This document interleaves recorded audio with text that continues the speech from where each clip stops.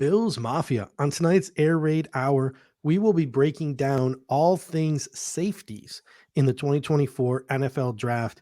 Who goes where? What players do we like? Who do we think fits best with the Buffalo Bills? And where does the value lie in this year's safety class? We attempt to answer all those questions and more tonight. But first,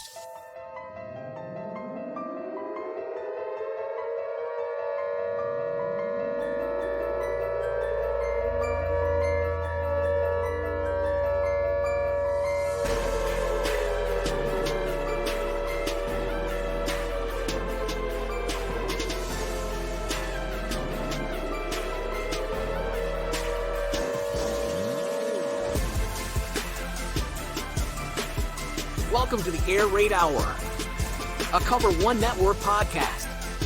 Here are your hosts, Judge Mathis and Tilt Money.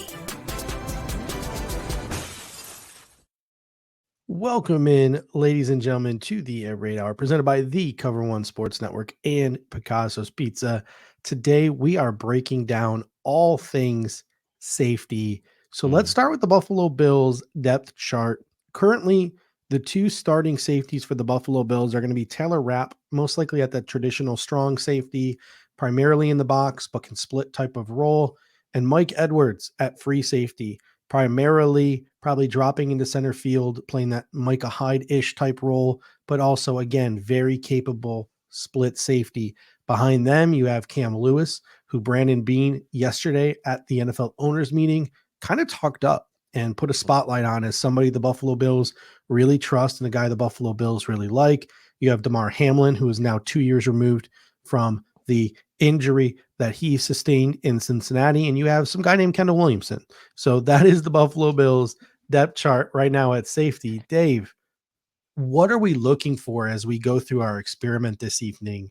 Are we looking for box types? Are we looking for center fielders? Are we looking for pure split guys? And then the wild card, backup nickel. Are we looking for somebody who could maybe be a reserve safety who develops into a future starter, but can also be a backup nickel in case Teron Johnson gets hurt too? So many different variables. The Bills could go so many different ways when attacking this safety class this year. Yeah, and I think the thing that's interesting is the contracts, right? That we now have for the presumed starters. Obviously, you got Taylor Rapp on a longer term contract than Mike Edwards now. I think if the Bills maybe had their way, they would have maybe been able to secure both their starting safeties for multiple years. But in reality, they get Mike Edwards for 1 year. That to me means that the priority, at least, I think, slight priority probably needs to be looking at more of that center fielding type. And the reason I say that is for two reasons. Number one, Mike Edwards is here for 1 year. Okay. You can have a guy come in, learn under Mike Edwards for a year and potentially take over. Number two, you mentioned Damar Hamlin. Okay. Brandon Beane talked up Cam Lewis. Fine. He's talked up other guys in the past, like Boogie Basham, and we've seen how that's gone. So look, I'm not discounting that, but probably look at a guy like Damar Hamlin as maybe your number two in line to back up Taylor Rapp, at least right now as it stands in March. He is really better suited, in my opinion. His style is more better suited to play down in and around the box. I think that's where he's more effective. I don't think he's super rangy. I don't think he would be that great as a center fielding type. So the Bills in the past have been a little bit more kind of towards that box safety type as where they've had their personnel, and Micah Hyde really being the guy in the back end. Yes, Jordan Poyer could do both, but Micah Hyde was that guy. So to me, with Mike Edwards here on a 1 year deal, you've got Hamlin and Rapp for term. Obviously, you can get out of that, but I'd still be, if I had to prefer one type or the other, I prefer more of that center fielding type. Yeah, I'm with you. I think the Buffalo Bills gave Taylor Rapp a 3-year deal for a reason. I think they brought him in here last year, even though they brought Jordan Poyer back for a reason. I think they really like Taylor Rapp. And now, even though a lot of fans would be like, well, he didn't really impress me that much last year, he slides into, I think, what is more of a role that will shine a light on his strengths. So I think you're going to see a good year from a Taylor Rapp. I think Taylor Rapp has a future here. So I'm with you. I'm looking for ball hawkers. I'm looking for guys who can cover a lot of ground. I am looking for playmakers. That's what we are looking for, I think. I think that's what the Buffalo Bills are going to be looking for. Guys with coverage ability. But at the same time, these players also need to have somewhat of a nose for the football, be able to go sideline to sideline, be able to do some of that dirty work at the line of scrimmage, be able to take guys down, because we've seen in years past, the Buffalo Bills have struggled in the secondary with tackling. And I think the Buffalo Bills are going to look to get younger. They're going to look to get faster, but they still need to look for guys with that edge as well. Yeah, absolutely. And I think you hit the nail on the head, playmaker, that term. And right, it's like, look, that term gets used a lot, but in reality, for when Micah Hyde and Jordan Poyer were in their primes, they were playmakers. They were takeaway Mhm. artists. Whether it was Jordan Poyer at times leading the Bills in interceptions, even from that sort of more traditional strong safety slot. But because the Bills interchange their safety so much, because they can confuse offenses by moving those guys around, you did see a lot of Jordan Poyer with takeaways. You Mhm. saw Micah Hyde with a lot of interceptions. Those guys were playmakers when they were in their primes here. We need a guy like that on the back end again, because while I like Taylor Rapp and I think he can be have a really nice role on this team, I don't think he's necessarily that takeaway artist playmaker Mhm. that we really got spoiled with having when Poyer and Hyde were in their primes. All right. So tonight we're going to go and we are going to tier this safety class. But first, this show is sponsored by Picasso's Pizza, 4 great locations in Williamsville, West Seneca, Lancaster, and Blaisdell. Buffalo Pizza since 1980. You can order online at picassospizza.net. And if you're not a towner like us, you can even get it mailed to your home. And we can tell you from experience, it is just as good as getting it fresh from the restaurant. Again, that is picassospizza.net. All right, Dave, as we get this thought experiment going tonight, Mhm. this brainstorm session going tonight, I want to throw some numbers out there because, again, when I create these tiers, these are projection tiers. Some people are like, "Man, you're being a little too Scrooge-like. You're being a little too mean to some of these guys. You're pushing too many guys back, etc." I try to do this and I try to take a numbers based approach. And the numbers say that 20 safeties have been taken on average over the past 3 drafts. I put 23 safeties in my tiers this year only because there are 3 guys who I have earmarked to move to other positions. So really it's 20 safeties and 3 guys who will likely move to other positions. 5 safeties went in rounds 1 to 3 last year, 9 in 2022, 5 in 2021. That's a 3-year average of 6 safeties going in the first 3 rounds of the draft. So just like we talked about yesterday, A, it sucks not to have a 3rd round pick, but Mhm. B, I think the Buffalo Bills, if they don't trade these picks, and I hope they don't, are really going to be able to find some really good football players with their 2 picks in the 4th round, and then there might even be some scraps left in the 5th round for them to get some playmakers as well. And those 2 picks in the 4th obviously are looming large right now. We wanted the 3rd, obviously, but those 2 fourths are looming really large. And just like we talked about on yesterday's show, with the pivot kind of moving away from looking at one text and looking at 3 text defensive tackles, we now may pivot away from looking at safety on days 1 and days 2, right? I mean, that's the reality. I mean, obviously right now we only have 1 pick on day 2, so really we're only talking about 2 picks here. But that might be the reality now after Mike Edwards signed. Maybe before Mike Edwards signed, we'd still want to take a guy in day 1 or day 2. After Mike Edwards signed, you mentioned the numbers on average 6 over the Mhm. first 3 rounds. There could still be some pretty good talent available in rounds 4 and 5, especially with those 2 fourth rounders. So that signing to me maybe pushes this position down a priority or 2 Yeah. when we're talking about the draft, especially when it talks about day 1 or day 2. Before we get into the tiers, I've actually created a special tier tonight for Ooh. the Buffalo Bills. This is a this is an unusual, I think, offseason for the Buffalo Bills in terms of being able to scout some of these safeties because the Buffalo Bills, with 4 prospects, have a pretty distinct advantage of knowing the ins and outs of these 4 prospects. And that is because the Buffalo Bills hired Jahmile Addae to be their cornerbacks coach this season. Over the past couple of seasons in college football, Jahmile Addae has been the co-defensive coordinator at West Virginia. He has coached the secondaries at the University of Georgia, won a national championship, and the University of Miami. So here is my special Jahmile Addae, safeties who have Yes. been coached by the new Bills cornerbacks coach tier of our safeties. And there are 4 guys that Jahmile Addae is personally familiar with.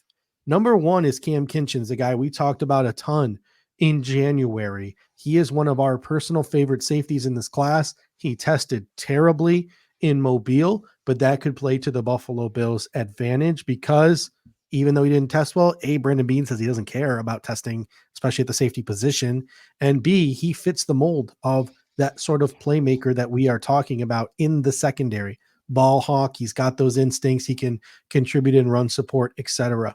You have James Williams. This could be a double dip option, I think, for the Buffalo Bills with all the later round picks that they have. Why? Because James Williams and his athletic profile, he could be more of a box safety / weak side linebacker, kind of a Divine Diablo type of body. Maybe the Buffalo Bills are interested in that. A guy to play up in the box if Taylor Rapp gets hurt, a guy to be a depth linebacker, a guy to play special teams. James Williams could be a guy the Buffalo Bills target on day 3. You have, I think, maybe your personal favorite safety in this class. Javon Bullard was coached by Jahmile Addae at the University of Georgia. One really cool thing about Javon Bullard is he could also probably be a backup nickel, because a lot of people are talking about Javon Bullard as possibly being drafted as a nickel defender if that is a team's need, not safety. And then the real interesting one here, Tyke Smith out of Georgia. Why is that the most interesting one?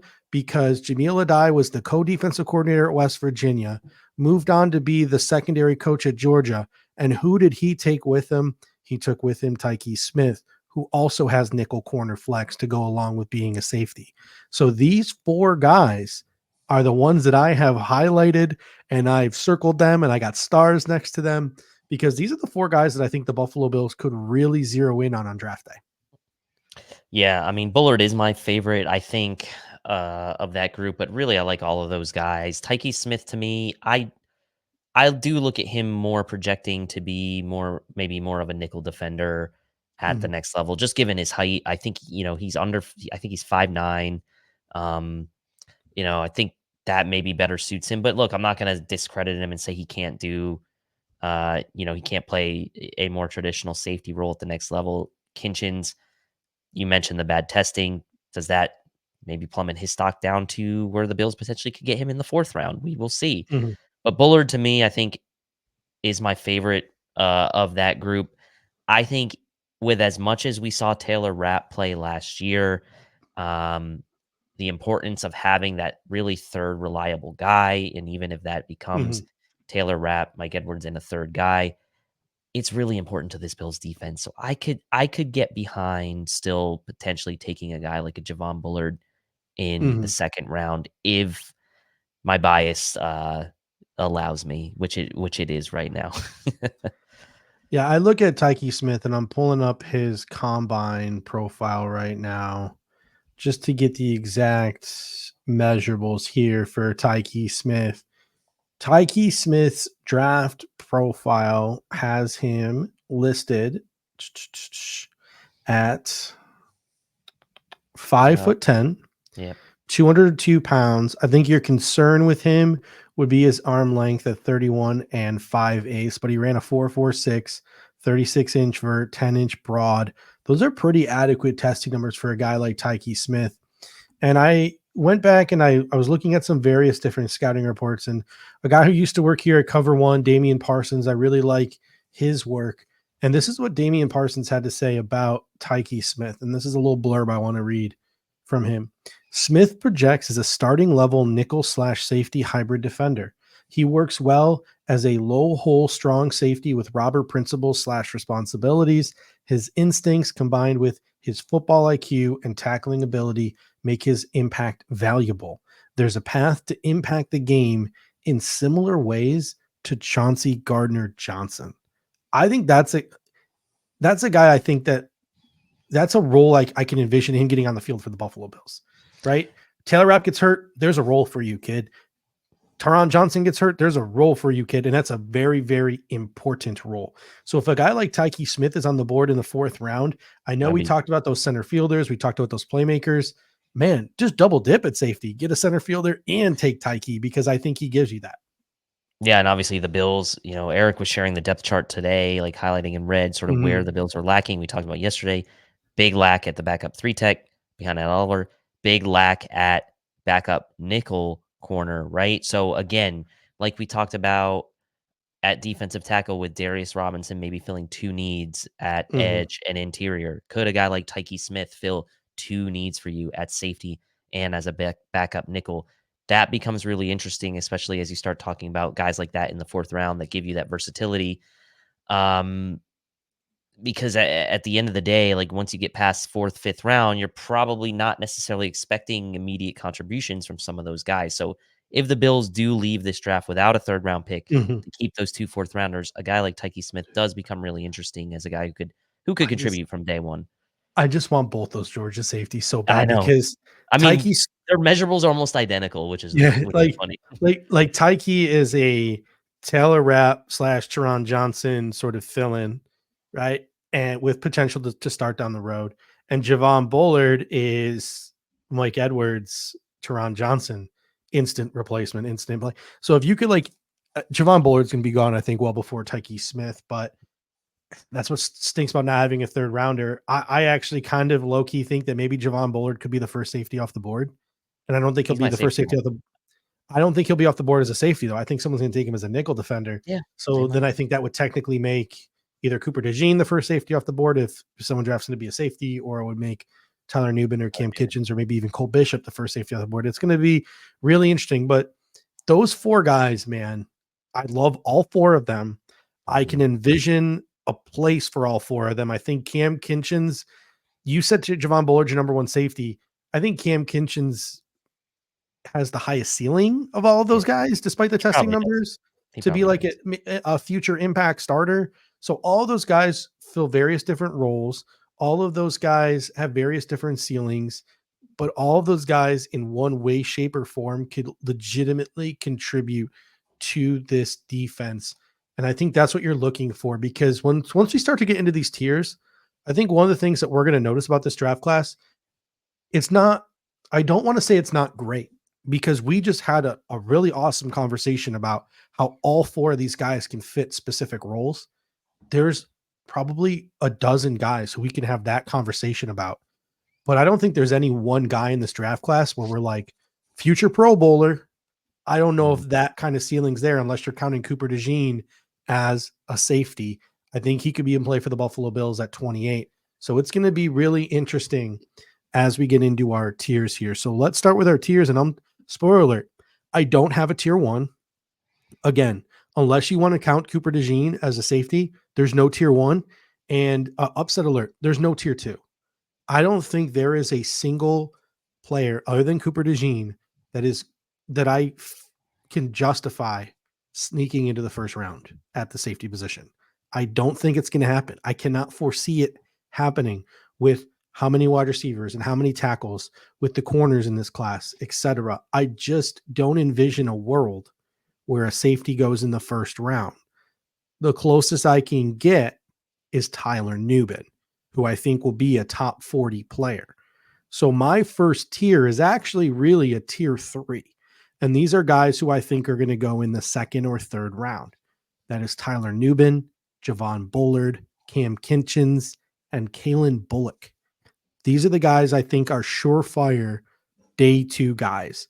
Nubin, he's sort of that Antoine Winfield Jr. type. I don't think he's going to be as good as Antoine Winfield Jr., but he's a ball hawker. There are questions about him around the line of scrimmage. We've already had the conversation about Bullard. We've already had the conversation about Cam Kitchens. And then Kalen Bullock is a pure center fielder, and he is a good one. The ball production is there with Kalen Bullock. He was the lone bright spot on that absolutely atrocious USC defense. I think if there's any safety that could have Pro Bowl potential, maybe it's getting Kalen Bullock away from Alex Grinch. Like that might be like he might shine. I know the Buffalo Bills met with Kalen Bullock at the combine. Maybe they feel the same way, but they're also going to be his lean frame There are going to be questions with him around the line of scrimmage as well. But I'll tell you what, Dave, I'm leaning towards really gritting our teeth and just waiting to the fourth round. But of all these guys, pulling the trigger at pick 60, I wouldn't be bothered by any of them. No, Bullock's interesting, right? 9 interceptions over the last 3 years, had that 5 interception 2022 season.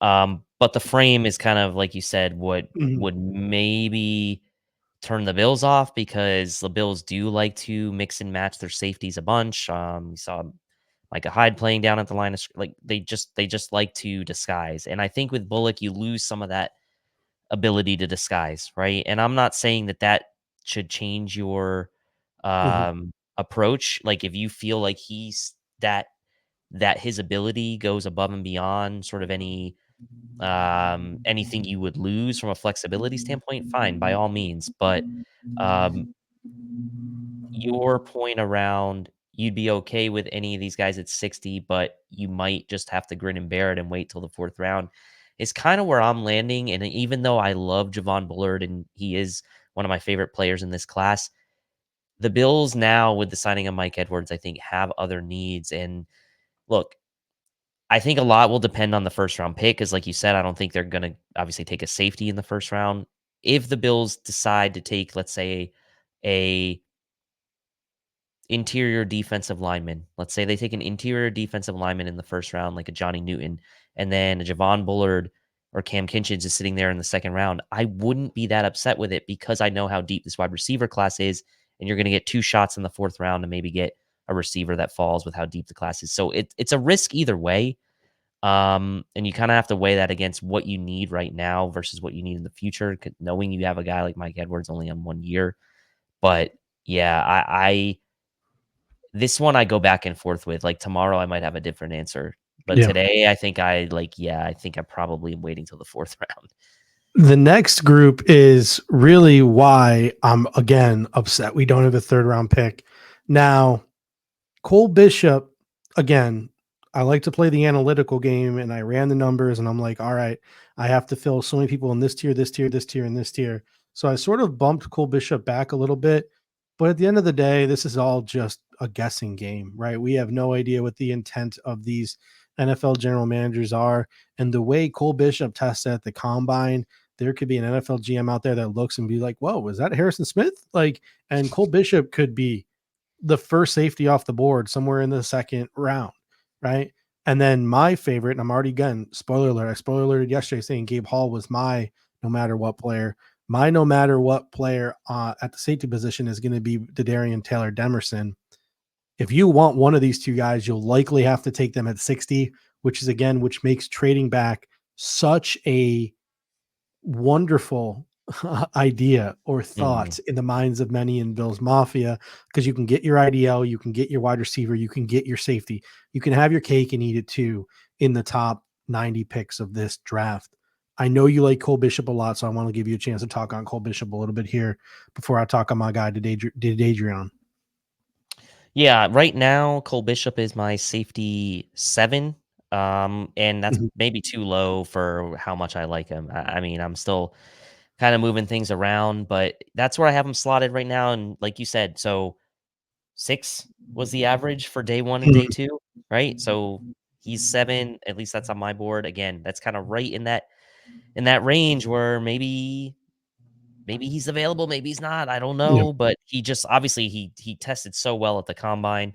Um, Obviously, it's well documented that his relationship with Dalton Kincaid and his history and kind of going up against Kincaid in practice um, really has a nose for the football. Good around the line of scrimmage. The question would be: is there some redundancy there Mhm. with a guy like Cole Bishop and Taylor Rapp? Right. That to me is the question: is can he do enough to play in the back end that warrants that selection? He is more athletic, I think, than Taylor Mhm. Rapp, but he's still more effective, I think, around the line of scrimmage. So Taylor Rapp's played the back end. We've seen it. It's Yep. been mixed results.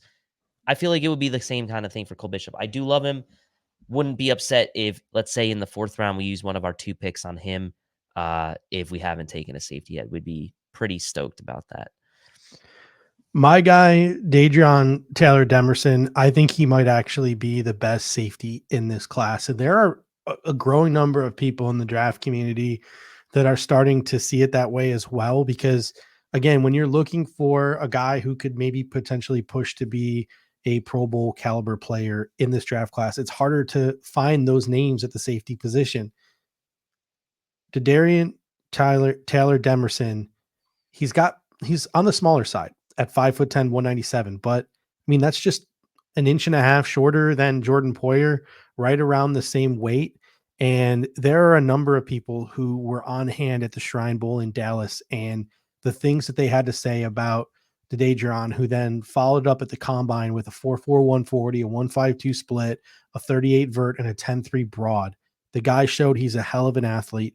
One of my favorite follows in the draft Twitter community, Devin Jackson, he commented during the Shrine Bowl week, I'd keep a close eye on Texas Tech safety Dadarion Taylor Demerson. He has excellent range, closing speed, instincts to jump underneath passes downfield. Over 1,000 snaps at safety, 600 plus in the slot, had 4 interceptions this season. Excellent blitzer too. Trevor Sikkema of the NFL Draft Exchange was on hand in Frisco. He said he was impressed with Taylor Demerson from the Shrine Bowl practice. Though he's smaller in size, he was a vocal presence as a pre-snap communicator, and he felt like he was a step ahead of everybody else during that week's practice. And then you have the zebra tracking that they do on the players. They strap those things onto the players and they track all their movements and things like that. Dadarion Taylor Demerson was the most traveled player on the day one of Shrine Bowl practice, going a whopping 4,804 yards. He was charted as the most explosive player in Frisco on defense that day. This guy is the real deal. He was Lance Zierlein's number 2 ranked safety, and he has this to say about his strengths. Offers versatility to succeed in multiple coverage schemes, highly instinctive with playmaking demeanor and plus ball skills. A whisper of a quarterback's intention sends him racing to the throw. His route anticipation and speed create coverage opportunities from the slot. Confident and intelligent with processing for post-snap adjustments. Recovers with speed to the spot rather than chasing the man. Good wrap-up and roll finisher when attacking legs. Everything I read about the Dadrion Taylor Demerson, it screams like Jordan Poyer. It screams like a guy that the Buffalo Bills would be drawn to as a safety. So whether Brandon Beane shares my love for this prospect that I do, I don't know, but he's my no matter what player, and he's my number 1 safety this year, even though he's in this tier 3 here for my projection. And what does that mean for Brandon Beane again without that 3rd rounder? I maybe we shock the world and we take him in the 2nd round. I would be completely okay with that. If that was pick 60, I would be fully on board. I think he is one of these players in this draft class that I think he gets talked about, but I don't think he gets talked about enough, especially given how shallow this class is. All right, let's get into what is near tier 1, 2, 3, 4, tier 5. Get kind of thrown off because they're not in order anymore because I don't have the first 2 tiers, but this is sort of my 4th, 5th round tier. And again, it would not shock me if any of these players went on day 2. It wouldn't, because a lot of these guys you see projected to go on day 2, but the numbers say that 10, 11, 12 guys are not going to go on day 2 of the draft. It's just not going to happen. So these are the 4 or 5 names that I have sort of selected to be the guys who are probably, in my opinion, going to slip out of the first or the 2nd day of the draft and into the 3rd day of the draft. But if these are flip-flopped or reversed in any way, shape, or form, again, it wouldn't shock, I don't think, anyone. These names are Jaden Hicks out of Washington State, Bo Braid out of Maryland, a guy we've already talked about at the top of the show, Tyke Smith out of Georgia, a guy who is John Helmkamp is a big fan in a Ketan Oladapo, who's got a lot of fans in the draft community out of Oregon State. And then a guy who I think is going to play running back in the NFL, but I think he will get drafted in the 4th, 5th round just based on the pure athlete that he is. And then NFL teams will figure out from there. And that's Sione Vaki out of the University of Utah. What are your thoughts on those guys who probably sit there as sort of the round 4 or 5, middle of the draft type of guys? Can we get our first label of Sione Vaki just as athlete in the position groups? Return man, wide Um, receiver. He did a lot at the Senior Bowl. yeah, I like Vaki. He was Mm. been up on a lot of boards, but Bo Braid is interesting to me. Um, Darnell you know, Savage vibes. I know he went to yeah, Maryland, so that's been cheating, but but I mean, the reports were that he made a lot of plays in the Senior Bowl practices. He got good size. Played over 500 deep ball snaps in 2022 before moving primarily to the box mhm, down in 2023. So he's got like seasonal experience kind of playing the same position, but he's done it in different years. So he's got really good experience and versatility. Played in over 30 games in his career. Doesn't necessarily have mhm, super great ball skills, but i- when it's there, he can make the play on the ball. So, the knock on him is that maybe he's a little overly aggressive or a little handsy, but I do like Bo Braid. The rest of the list, I think, is about right. I think I would probably sneak Malik Mustafa into that mhm, fourth, fifth group, which I'm sure he's just on your next page here. But yep, I probably wouldn't be surprised either if he, as you mentioned, if any of those were flip flopped. I wouldn't be surprised if Malik Mustafa at a wake was also flip flopped into there because, again, the safety class, maybe more so than any other position group in this mhm, draft. I don't think there's a lot of consensus. I mean, a lot of people obviously like Tyler Newman as their top safety, but you're talking about DTD. Javon mhm, Bullard's getting run as maybe one of the top safeties. Jaden Hicks, I've seen from yep, some people as one of their top safeties. So Cam Kinchins, maybe before the combine, was a lot of people's top safety. mhm, So there's not a ton of consensus. I put Malik Mustafa inside my top 10 right now. And again, there's a lot of differing opinions, and it's just what you want and what yep. you need. And I like what Jade you said before because there's not necessarily a tier one or a tier two, but like there's like 15, 20 guys that are all mhm, kind of the same, yeah, not the same player, but like they're all pretty solid, right? And yeah, that's why like it's not necessarily like a top heavy class, but I wouldn't mhm. say it's not a deep class. Yeah, I mean, Jaden Hicks, he's got the size, 6'2", 211 pounds. But he's got 31.5-inch arms. So there's questions about his ability to play man-to-man coverage. But he can play all three levels. He can play at the line of scrimmage, he can center field, he can do nickel stuff. Like he's got position alignment versatility. So there's a lot to like about Jaden Hicks. He's got ball skills, he's very smooth, the way he moves, high IQ player. But the issue with Jaden Hicks was like, does he have the speed to keep up with people? Does he have the speed to play center field? And again, I know Brandon Bean doesn't view that the way maybe some other people do, but Jaden Hicks chose not to run at the combine, right? And, Mm, and there's a reason for that. So we await Washington State's pro day to see how Jaden Hicks tests in that category. He's the one question you had about him, and he decides to skip that at the combine. So that's super interesting to see how that plays out. And then you got a guy like Bo Braid, who is another guy who, again, has the size profile, 6 foot, 203 pounds, only 31.5-inch arms, but he's kind of got that split safety quality where he can play back and he can center field, but he can also play at the line of scrimmage. So he's another guy who is going to have value and teams are going to fall in love with him and they could take him a lot earlier than people might expect. And then, of course, again, John Helmkamp is a big, big believer in Keaton Oladapo. And it's going to be really interesting with Keaton to see where the draft community and where NFL GMs line up because mm. Keaton Oladapo has got a lot of love in the draft community. But I don't know if that love will translate to NFL front offices. It'll be really interesting to see how that plays out. Yeah, I mean John Big. I think Mustafa maybe is also kind of sort of Mhm. in that conversation as well as like the draft community is really kind of coming on to him, and it'll be interesting to see if NFL GMs feel the same way. And um, those two guys I kind of pair up a lot of times when I'm thinking about tiering as well because you do see a lot of love for both of them in the draft community, but you just never know on draft day. NFL Mhm. GMs, like Ben Albright's been all over social media talking about how like the league knows where these guys are going to go. Like it's the draft community that's changing their views, right? So, I mean, it's an Yeah. interesting thought, but then like, why do the testing, right?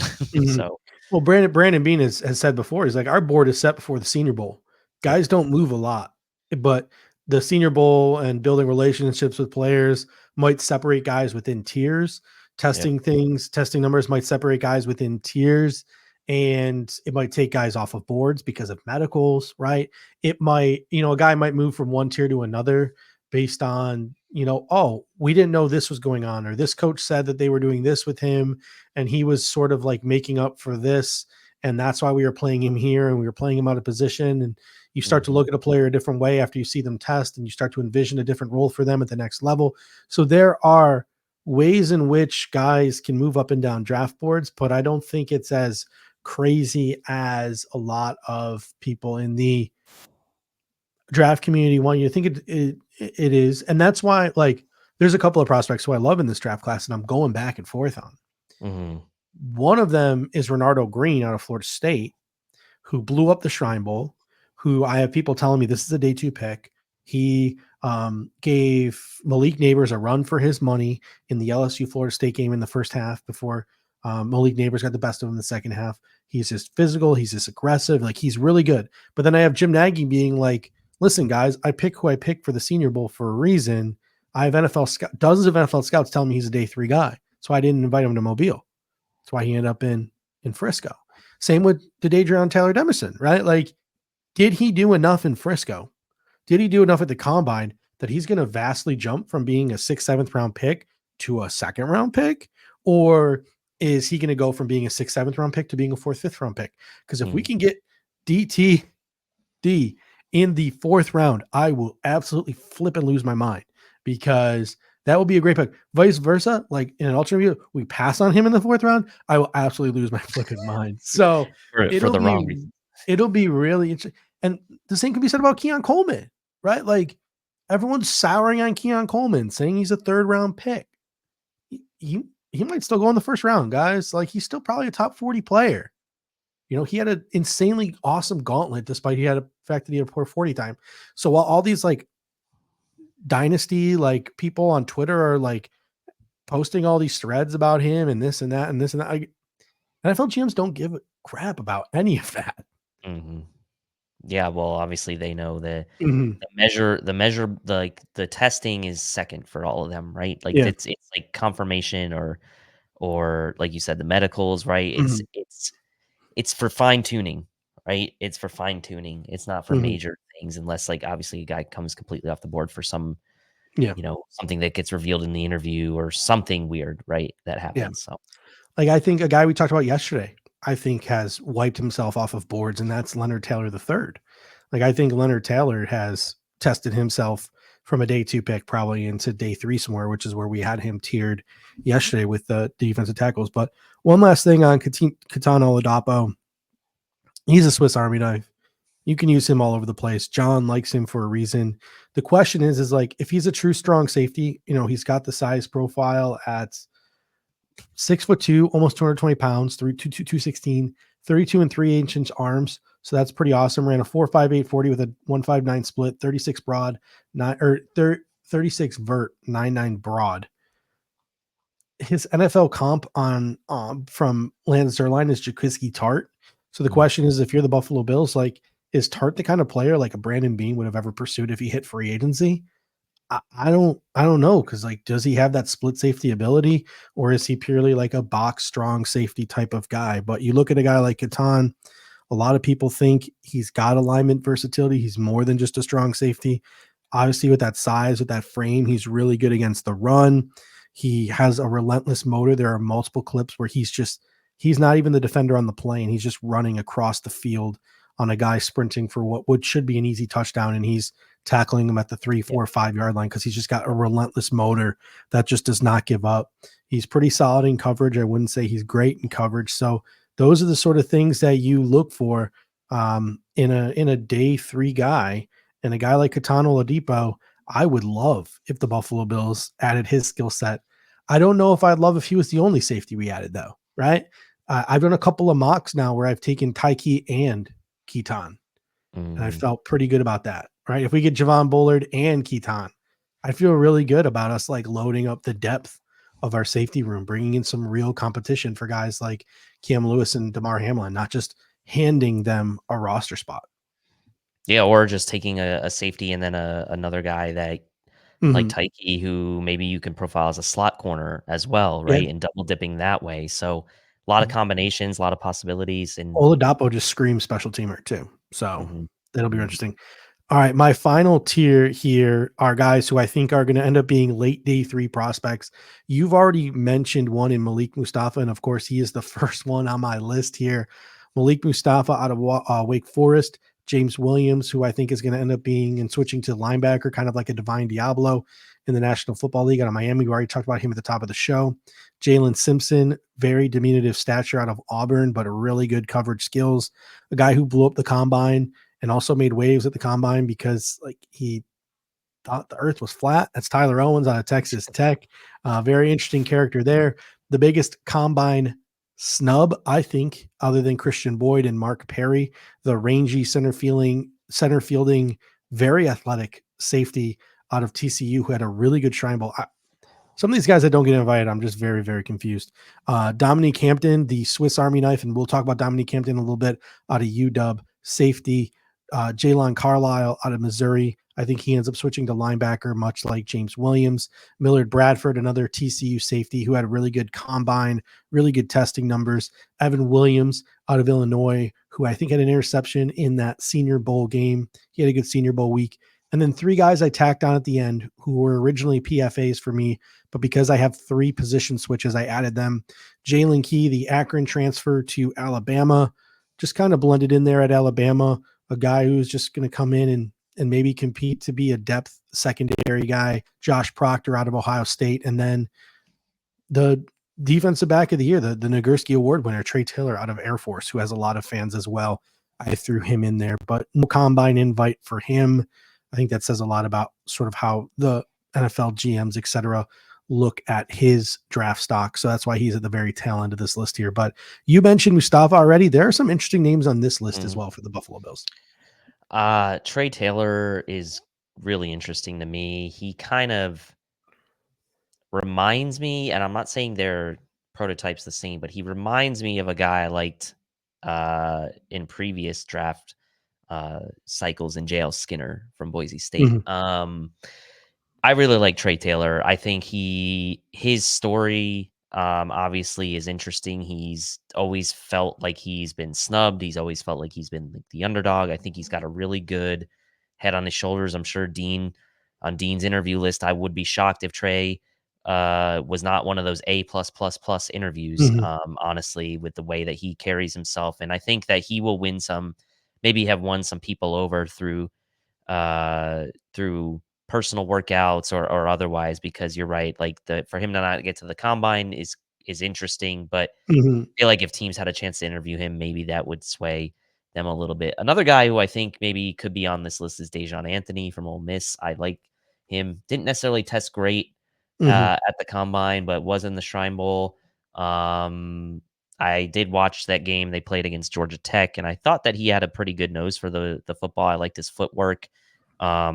6 interceptions in 3 seasons, 3 last year, 8 pass breakups last year, 380 snaps at slot corner, 162 at free safety, 150 at box safety. So Dejon Anthony is a guy to me that I think could be an interesting one of those that maybe, size wise, he doesn't look like a slot guy. He's Mhm. 6 foot 195. He kind of reminds me more of like the Kevin Johnson type that we had a couple years back. But as a safety, he's an interesting name to me and probably someone I'd throw in the day 3 mix as well. Yeah, Mark Perry from TCU. I think he's really good athleticism for a guy his size. At the Shrine Bowl, I have a tweet here from Ryan Fowler. He met with 25 plus teams during the week with multiple meetings with the Saints, Bears, Colts, Texans. So I think Mark Perry is a guy who's probably going to go 5th, 6th, 7th round. And people are going to be like, what? A guy who didn't go to the combine got drafted in like that early, maybe as high as the 5th round. There was a very vocal amount of like NFL scouts that were mad that he didn't get a combine invite.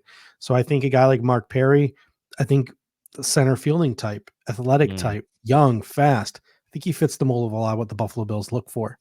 And then Dominique Hampton from Washington, 6'3", 220. Talk about versatility. Snaps by position in 2024 for Dominique Hampton.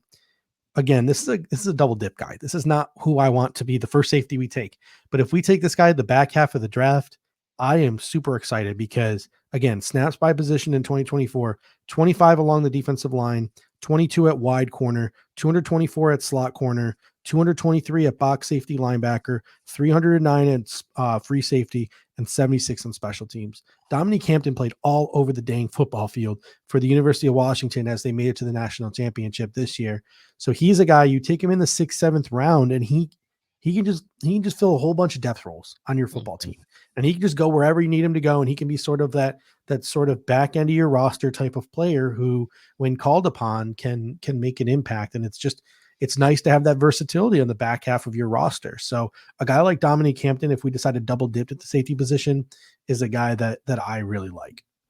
Yeah, that's Cam Lewis competition right there, I think, Mhm. right? So nothing, nothing wrong with having those last 5 spots on the roster come down to a Mhm. really nice competition, right? You just don't want to hand the last 5 guys on the roster a spot just because of whatever reason, right? You Mhm. want those last 5 to 10 spots. In the Bills' case, probably more like 5, maybe a little more this year, 5 to 10, really Mhm. coming down to competition, right? And the guy that wins out in practice and in training camp. So I like that option. We were remiss if we ended this show without talking about Jalen Simpson a little bit. Hmm. 6 foot, 179 pounds, so he's a little lean, probably for what you like in a safety prospect. But 32 and 3/8 inch arms, that's something that's a positive. Pro Anth is a huge fan of Jalen Simpson. We know that from conversations we've had with him, things that we have sort of seen him tweet out. Lance Zierlein is pretty high on a guy like Jalen Simpson as well, has him in his top 10 safeties.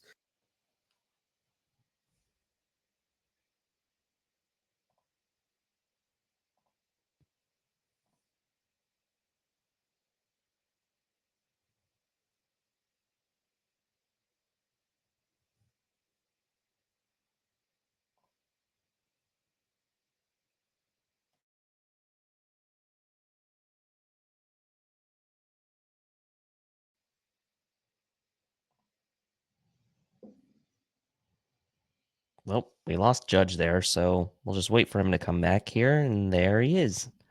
I don't know what just happened. I think my whole computer got thrown off, but he's a guy who can also back up multiple positions, that being free safety, that being nickel corner as well. So I don't want Pro Am to get mad at us for No, I like not Jalen Simpson. being I Simpson. worry about the frame a little bit, right? But he's like Taron Johnson though. He's not afraid to throw his body around, Mhm, which is good and bad, right? Like Taron mhm, Johnson's been able to learn how to like use that aggressiveness and kind of been fortunate the last mhm. couple years, but Jalen Simpson, I feel like will have to learn that as well at the next level.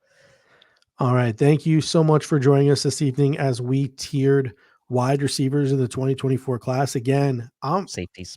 I safeties, sorry. I really like the middle rounds of this draft, man, and Hmm. I'm really excited. I'm really hoping the Buffalo Bills.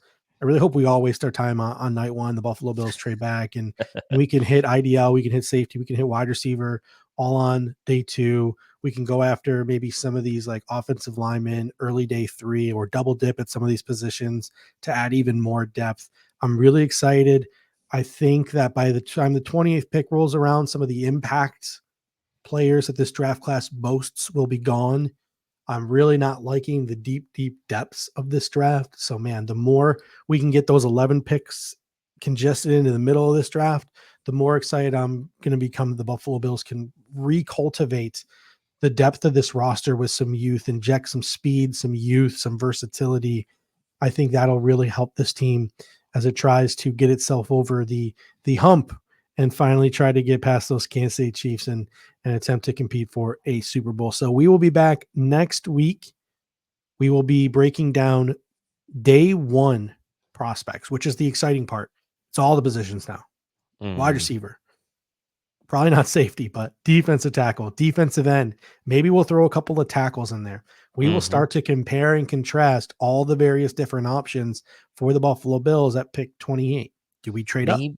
Do we trade back? Right? Maybe we do. Maybe for our day one we do a round one mock to go along Ooh, with it. there we Just go. just one round, and Yeah, we stop at the Bills pick, and that's it. there we go. So we can like talk the prospects and then see what the actual reality might be. I like that. Mhm. We can do that. So we will be back next week. And until next time, Dave, go Bills. Go Bills.